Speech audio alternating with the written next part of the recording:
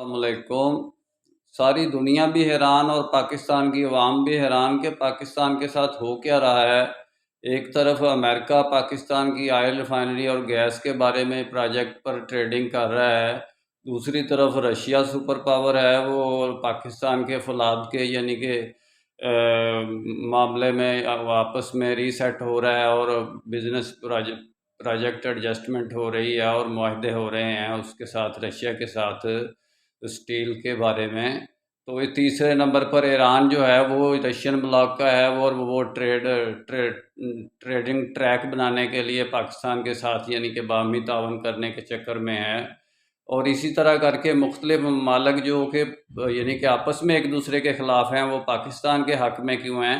اصل بات یہ ہے کہ پاکستان کے اندر ٹو پارٹی سسٹم جو کہ Peoples Party Russian bloc trend کی پارٹی ہے، اور نواز شریف کی پارٹی نون لیگ جو ہے مسلم لیگ نون، یہ امریکن ٹرینڈ بلاک کی پارٹی ہے۔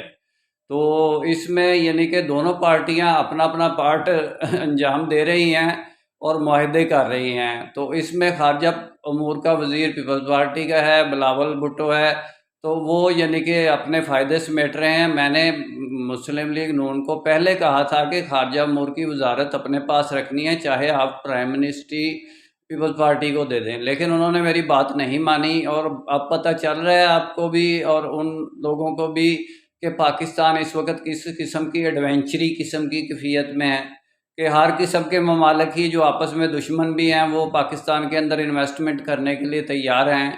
تو جس نے پہلے نقصان دیا لوہے کی صنعت میں، اسٹیل کی صنعت میں ہمیں نقصان ہوا رشیا سے پروجیکٹ کر کے 1973 کے بعد، تو اس کے ساتھ معاہدہ پھر اسٹیل کا ہو گیا۔ اس طرح کر کے ایران ہمیں نقصان دے گا، اس سے ہمیں ٹریڈنگ ٹریک بنانا نہیں چاہیے تھا۔